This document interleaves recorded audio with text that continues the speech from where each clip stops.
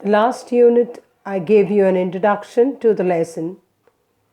Now, I shall be doing the lesson in detail.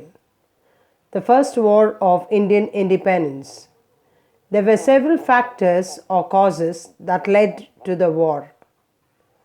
The first one, the political causes, the socio-religious causes, the economic causes, the military causes, and the immediate cause which became the spark for the war. We shall do it unit-wise. The first, under the political causes, there were several factors which led to the dissatisfaction among the Indians. The political expansion.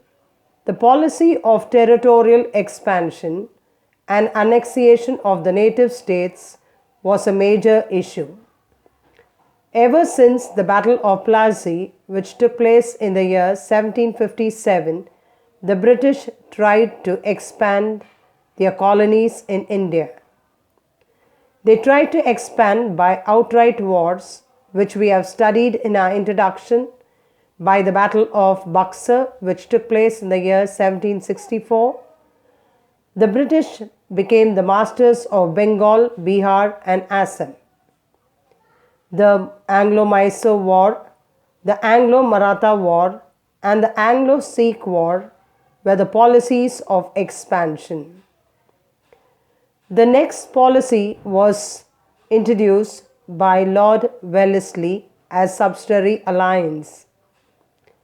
An agreement was made between East India Company and the native rulers. According to this, a native ruler, one who accepted British supremacy, had to follow the instructions given by the East India Company. They shall not enter into any alliance with any other powers. They had to accept British resident at their headquarters, agreed to maintain British troop and pay their salaries. Ultimately, they lost their independence. The next under the political cause is the Doctrine of Lapse, which was introduced by Lord Dalhousie. According to this, any native ruler, one who died without a heir successor, his or her kingdom shall lapse into the British regime. Through this policy, many of the places such as Udaipur, Nagpur, Sambalpur, Jaidpur, all these particular places, including Jhansi and Satara, were lapsed under the British regime. Make sure that you don't include Yeshwantpur. The next cause under the political expansion was annexed on the pretext of misgovernance. This humiliated the Nawab, and the people turned inimical towards the British. The bulk of Indian soldiers also belonged to Awadh. The people here had to pay high revenue. Many of them were thrown out of jobs. The lands of the zamindars were confiscated.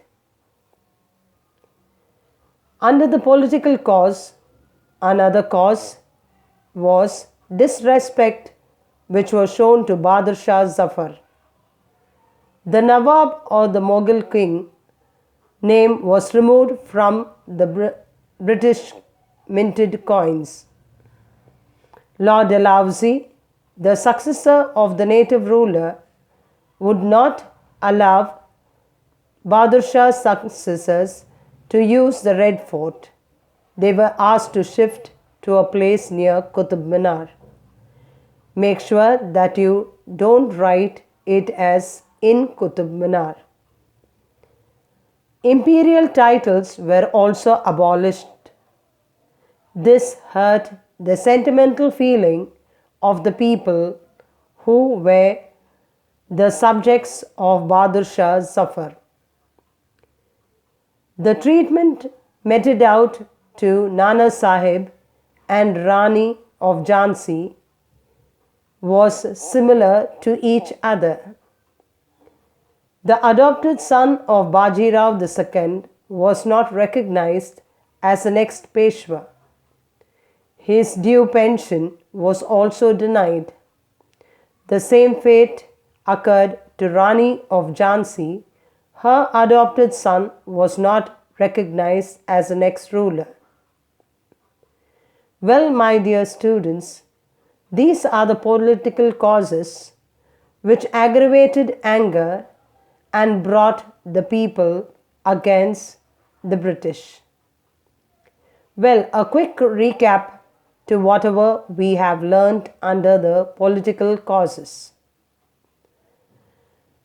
The first cause under the political cause is the policy of expansion, the outright wars, the annexation of Awadh on the pretext of misgovernance, disrespect shown to Badr Shah Zafar, the policy of expansion by Lord Dalhousie, the subsidiary alliance which was introduced by Lord Wellesley, and the ill treatment meted out to Nana Sahib and Rani of Jhansi.